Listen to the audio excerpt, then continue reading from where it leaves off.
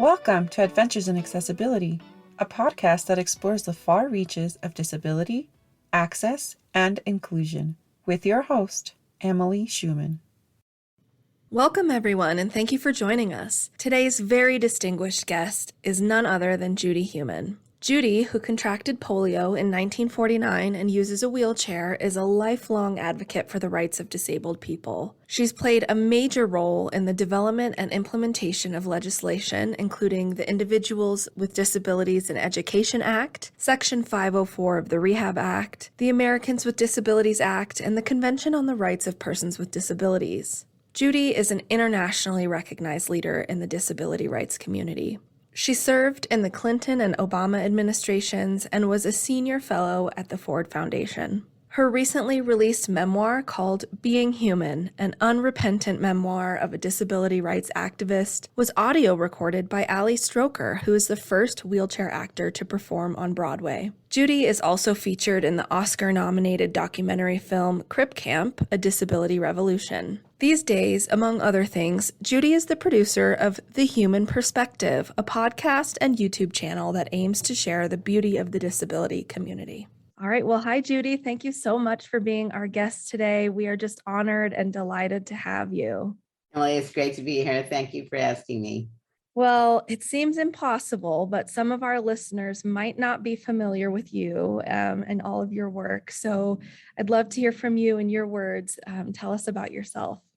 Well, I wouldn't be surprised if many of your listeners don't know who I am. And for those who do, hello, nice to be reacquainted, at least virtually. So I am a 73-year-old woman who grew up in Brooklyn, New York, and had polio in 1949.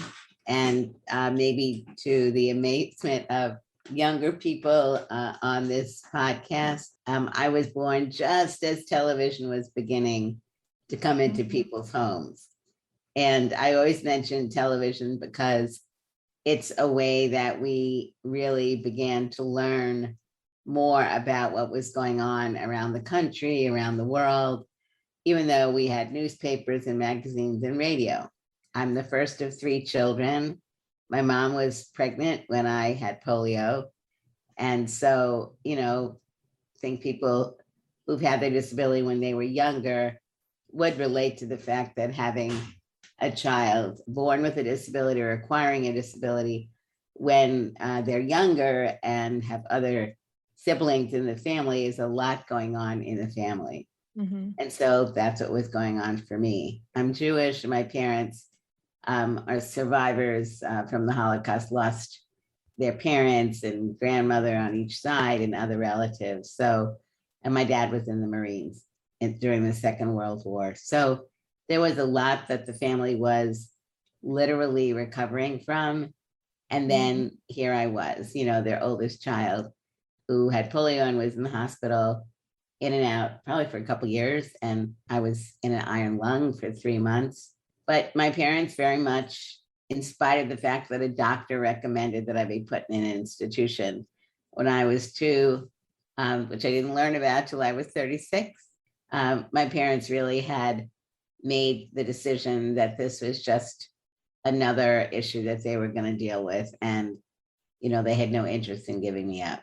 I think it's important for people to also realize, what it was like before Section 504 and other federal laws like the Individuals with Disabilities Education Act, the Americans with Disabilities Act of 1990, that while some states had laws that addressed certain issues, there were no federal laws that made it illegal to discriminate in education, illegal to discriminate if you were a program receiving money from the federal government, illegal to discriminate based on being a part of the private sector.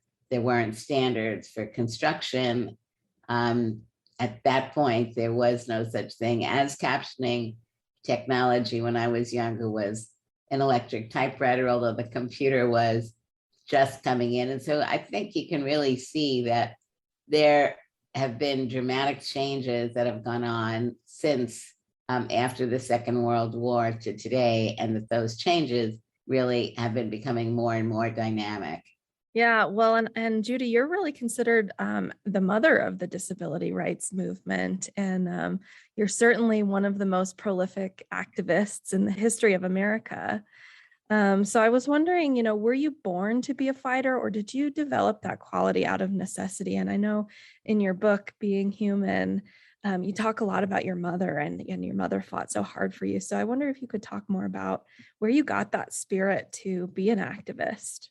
I mean, I think my parents really, being survivors, were resilient people. And that was just something that they were. And not, we didn't come from an activist family per se, Mhm. but my mom was 12 when she was sent to live with a family in Chicago that she had never met before. And she thought that she would see her parents again. And so she didn't learn until, I guess, after 1945, that in fact her parents had been killed. So, likewise with my dad, who was in the Marines. So I think by nature, they were able to become strong people who really continued to look at moving forward.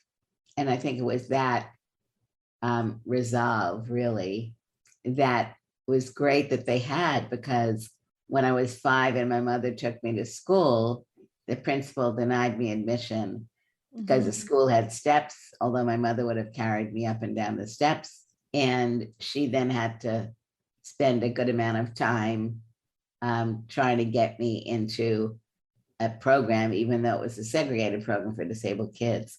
But I want to tell you a funny story, which I think really speaks to my parents' resolve. And that they were the boss.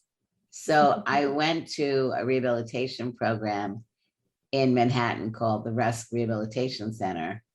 And I was there for about 3 months. And my parents wanted me to come home every Friday after he was a butcher, and after the store closed, he would pick me up and then he would bring me back Monday morning. The rehab program wanted me to be there 7 days a week. And my parents, very logically thought, what in the world is she going to do there on the weekend? And we want her home. And so they would pick me up on Friday and bring me back early on Monday morning so that I could be there when anything started.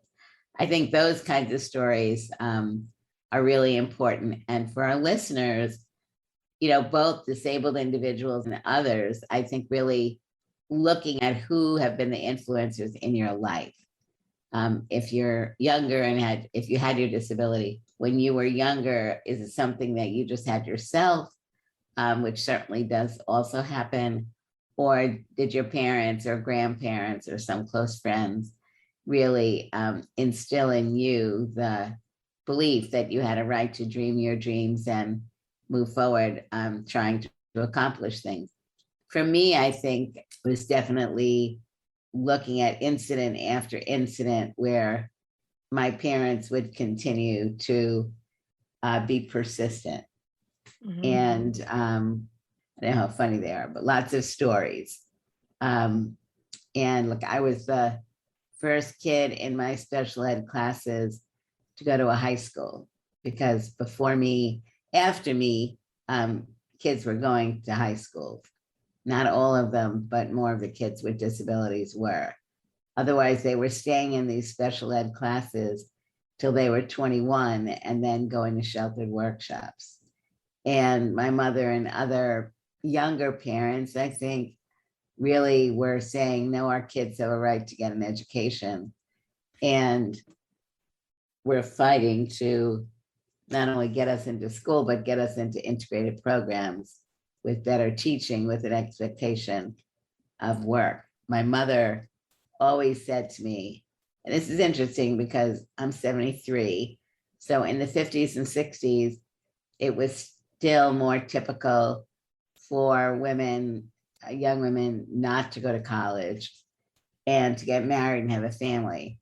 But my mother said to me, you need to study hard. You may not get married because you have a disability. So you need to figure that you're going to need to earn your own wage, which quite frankly was pretty revolutionary at that point. And it was not only around the issue of disability, right?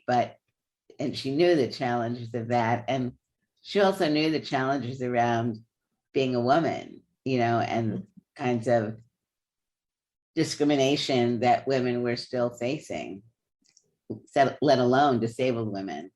So I think, her example, and my father was, very supportive of my mom, and he worked 6 days a week from like 3:34 in the morning till 7 or 8 at night. So, they were a real team. And in the book, you tell a beautiful story about your father when you graduated college. And High school. Was it high school getting you up on the stage? Yeah, in New York or Brooklyn at that time, but New York City and really the whole country. This is 1965. And, the baby boom era. We had about 1,700 high school students in our senior grade. And so we couldn't graduate from our high school because it wasn't big enough. So we went to a place called Brooklyn College, which was much larger. And I was getting an award, and all those that were getting an award were going to be sitting on the stage, but the stage had no ramp. And when my father and I went to look for a ramp, we found the steps. And my dad was starting to pull me up the steps when the principal came over and said, "Mr. Heumann, she doesn't need to go on the stage. She can sit here, in the first row, and I'll come and give her award." And my father said no. And all I wanted to do was to run away. I was so mortified that this was going on. But my dad insisted. He pulled me up on the stage.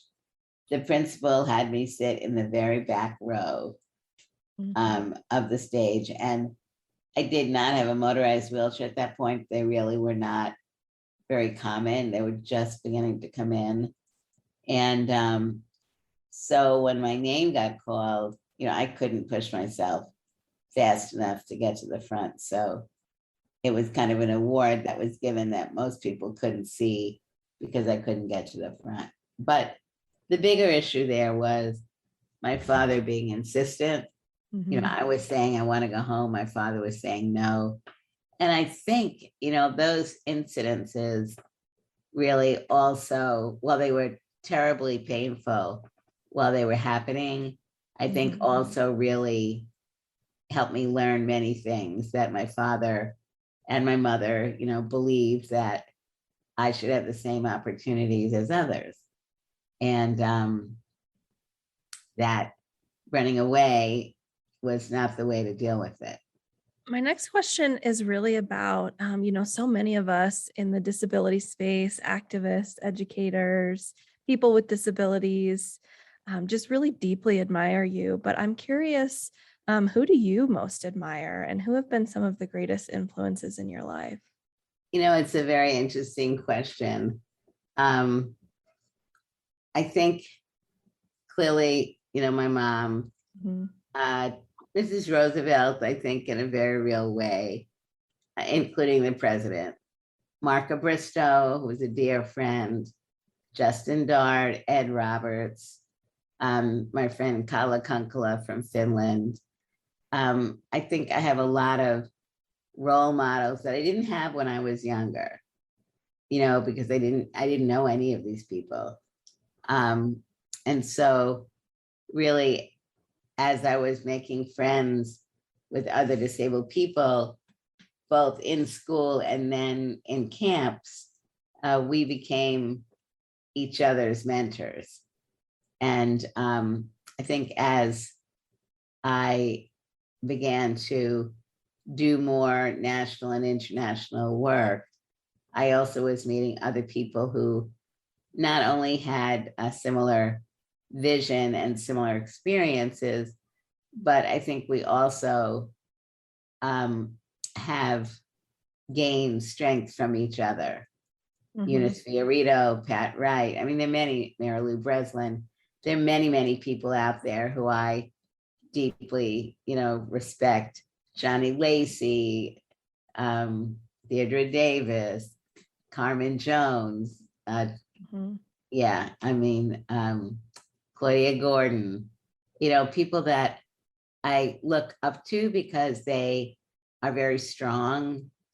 And, Rosangela Berman Beeler and a lot of people who I think, we fight together, obviously Mrs. Clinton and, for her amazing strength, but lots of people.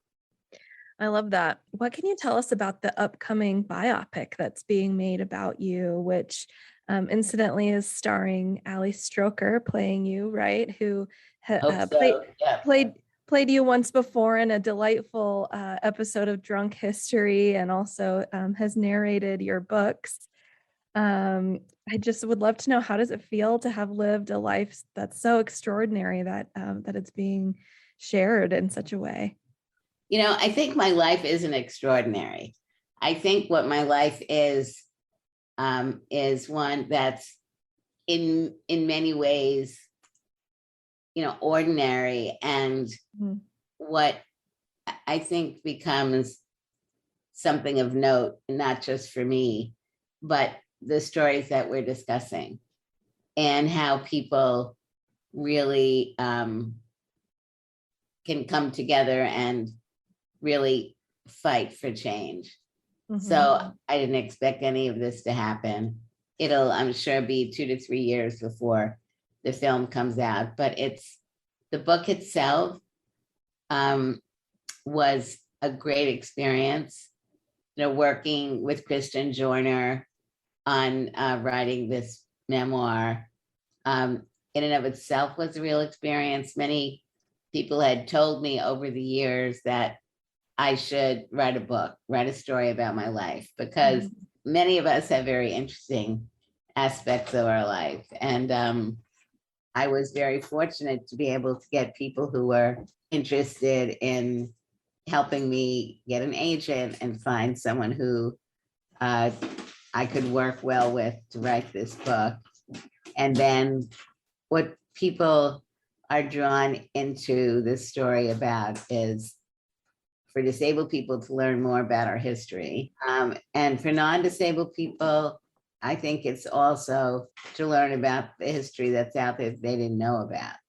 Right. And I think I've tried, very much in the book to tell stories in as graphic and simple way as possible, so that people can really understand more than the steps, but what the steps really meant and how the steps impacted me. And I think, the book also really shows, to a small degree, the lives of disabled people in other countries, allows people to learn about the reforms that we have going on in our country, but also at the end of the day, as hard as we've all worked, where we still are not. Storytelling is really critical, and everyone should be able to tell multiple stories about themselves and their families. And sometimes you want to tell them more publicly, but I think it's always good to be able to really, if nothing else, tell yourself your own stories. Well, one of the things that I'm so struck by with you is that, in order to accomplish all that you've been able to accomplish and bring everyone else along with you, you've had to be such a strong leader.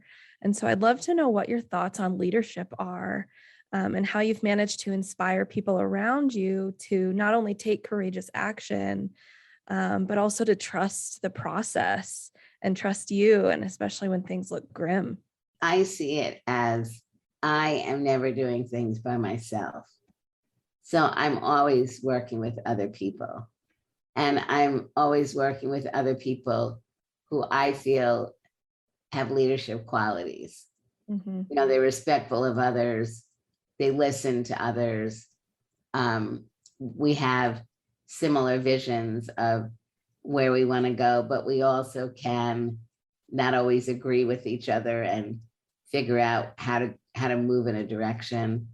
And I think, when I look over my life, what's been exciting is that, there are more and more disabled people who are finding their inner strength and working with other people, disabled and non-disabled people, and really uh, drilling down on helping themselves become more knowledgeable, but I think also recognizing the value of working on change with other people. And I think that's really what I've been doing, my whole life, is finding people that we have similar issues we're trying to address. And, sometimes I can kind of go out there and do something on my own when it's something that, like, I'm someplace and it's directly affecting me and there's nobody else around. Mm-hmm. But I really do very much believe that the ability to respect each other and work together is something that values, every movement is valued by that and strengthened by that. I love that. Well, you've called the ADA, the Americans with Disabilities Act, you've referred to it as our Emancipation Proclamation Act. But I'd love to know what your thoughts are on it today, 31 years later. What do you see as the strengths and weaknesses, and what are some of the physical barriers you still encounter? Yeah, I don't want to say I'm the only one that calls it the Emancipation Act. I think Justin Dart and many others really also.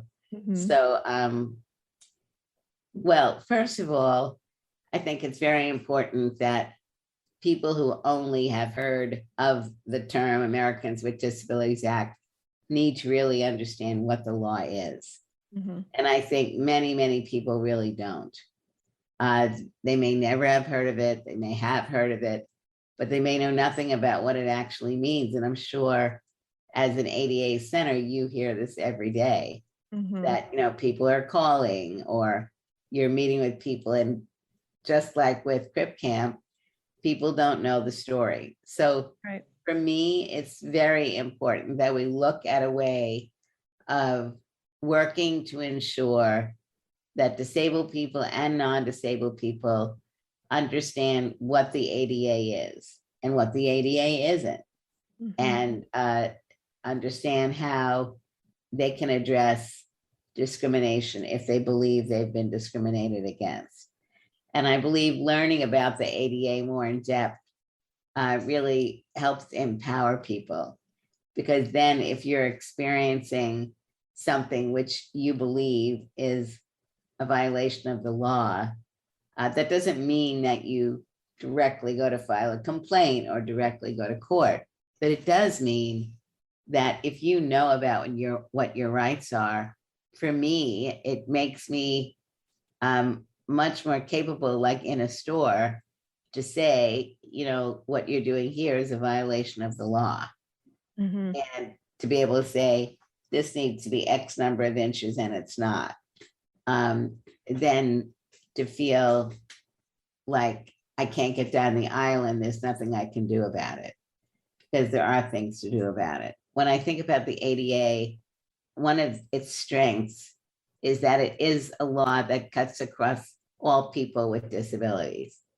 And that, I believe, is something that we need to continue to work on, which is strengthening the disability rights community so that it is bringing together people with all forms of disabilities, racial backgrounds, religious backgrounds, sexual orientation backgrounds, that we're really looking more at what people call the intersectionality, Mm-hmm. or, how do you bring your whole self forward when, you're a Muslim blind woman, Right.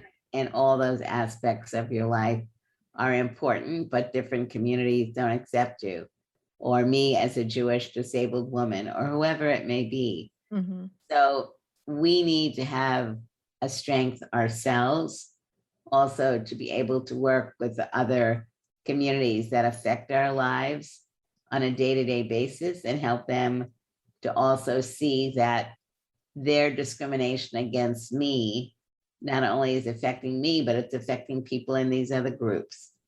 And Right. so I think we're living in a very challenging time, but I think on the other hand, there are also opportunities.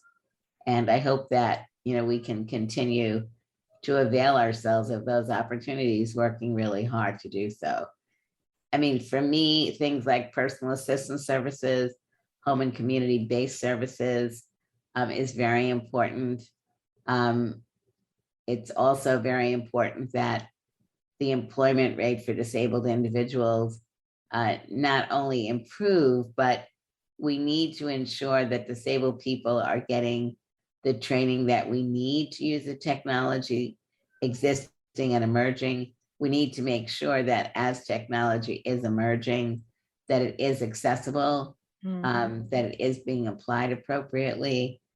And it does require us to really be very vigilant. And I think, another issue is we need people who are specializing in various fields. We're not all going to be able to be specialists in all fields. What does it mean to have an effective inclusive education class? What does it mean to design technology which is accessible universally?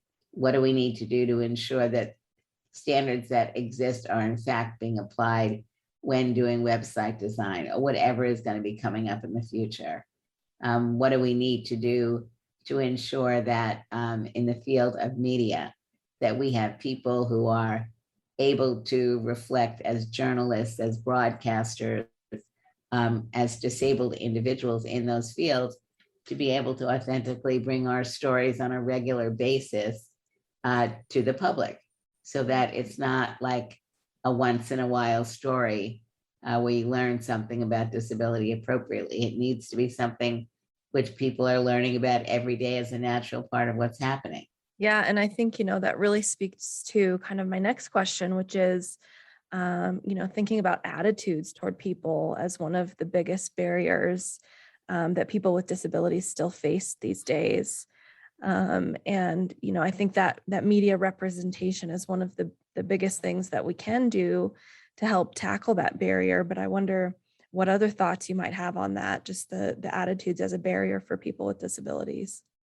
I mean, I think it's very important that we believe in ourselves, because I can't wait for people's attitudes to change towards me.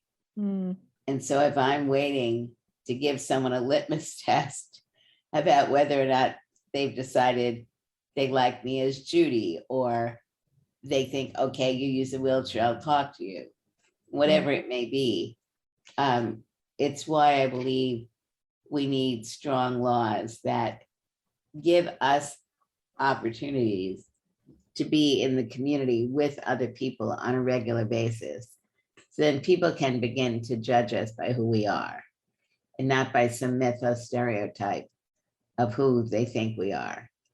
And, when we look at the fact that many disabled people have invisible disabilities and their fear of disclosing their disabilities, we need to be creating an environment where people who have invisible disabilities, whatever they may be, a learning disability, depression, anxiety, bipolar, cancer, whatever, they need to feel that it is okay for them to discuss that, and that they will receive support from the community.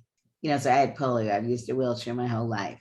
But when I had two different types of cancer, and I really didn't discuss my cancer because I had liver cancer, which was caught really, really early. And I only had to have one treatment, but I had a radiation treatment, which only 2% of people lose their hair.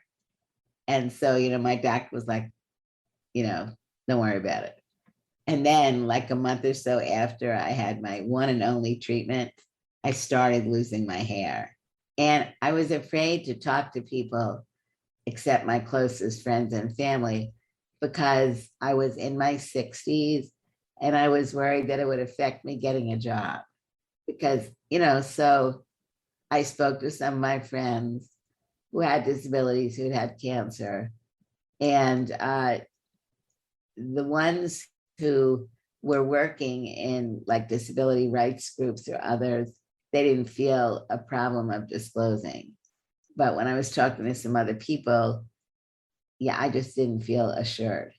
So I talk about it now, and I don't think I would have done it differently just because there were too many variables. But if I have difficulty in the moment speaking up about certain things, I think obviously many other people have legitimate concerns.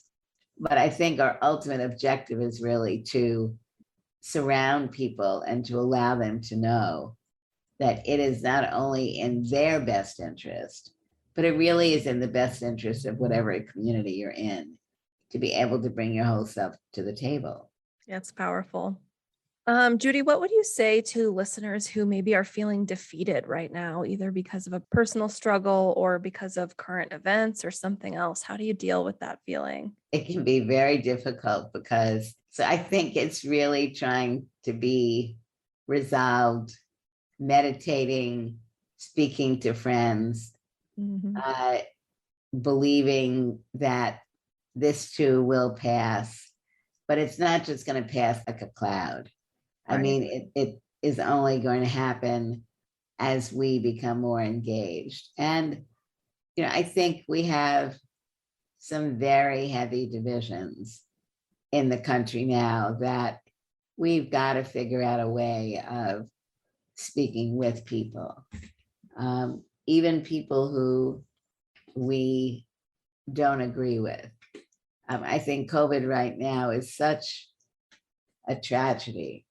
And when I think that there are people who are getting sick and dying or having the effect of long-term COVID, who for whatever reason have chosen not to get the vaccine, I don't really care about their politics. But I do care about them. And because they affect all of us. Mm-hmm. And I think that's really, it's a very a contemplative time. And, the ability to really get together and talk to people in ways that we've done in the past, that's different too. So I really am touched by the question because it is something I think most of us are struggling with. Mm. Well, thank you for that candor and that emotion. I appreciate that. What would you like listeners without disabilities to know about accessibility for people with disabilities? I think what people without disabilities need to realize is that disability is a normal part of life. Mm-hmm. And that it is likely at one point in their life that they will have had or have some form of a disability, that they have friends and family members, obviously, who today do have disabilities. And I think, it's not just the non-disability community.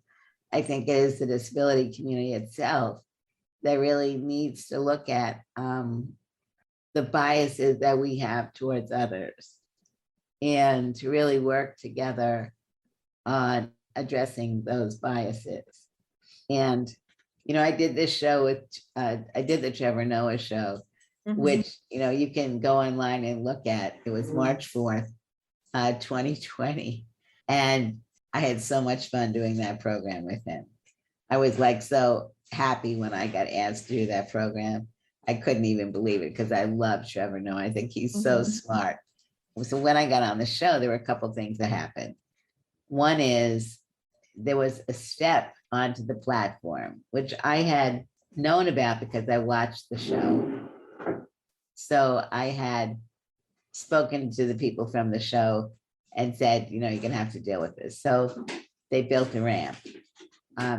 If you go back and look at it, you'll see that I look I'm short, but I don't look so short on any other program.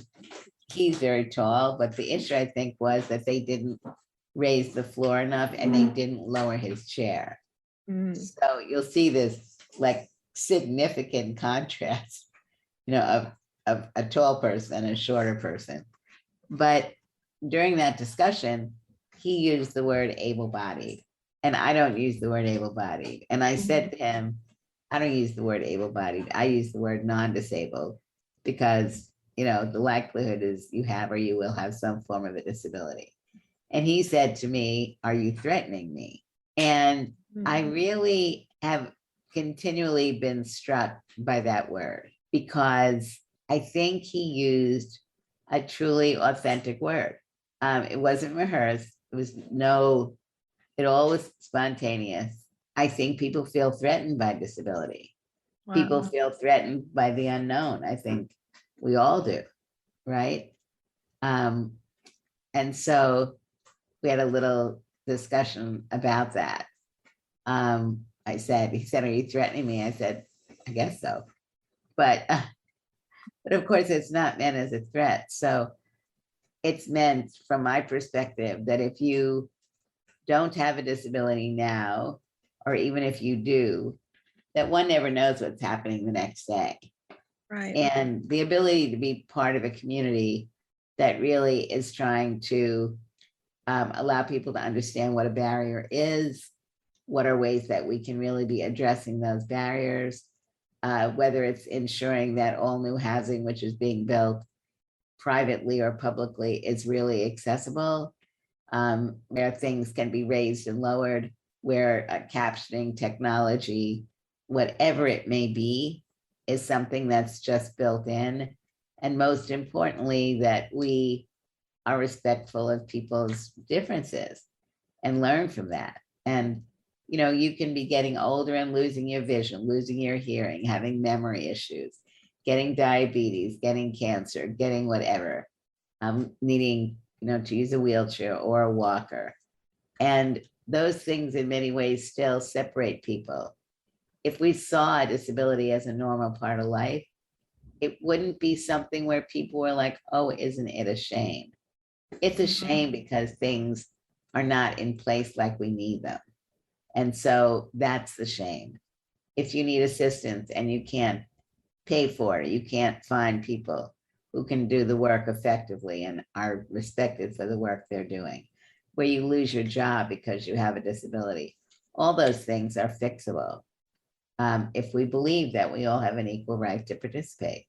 Well, Judy, this has just been such a lovely conversation with you. I'd like to just wrap up by asking you, what are you working on now? Where can listeners go to hear more from you or get in touch with you? So we're doing something called the Human Perspective podcast on Spotify and Apple, and also on YouTube. I'm doing regular speeches like this, and we'll be working as the movie begins to move forward on that, and continuing to work with organizations, disability-run organizations and others to, I hope, really get people to look at ways of being more collaborative, both in the disability community and more broadly. And I'm really looking forward to the day when we are sufficiently vaccinated so that I can do the traveling that I wish to be able to do, that many other people wish to be able to do, and that there's going to be a new normal. Yeah. But I want to get to it. No kidding. Well, thank you so much again for your time today, Judy. It's been fantastic. Thank you.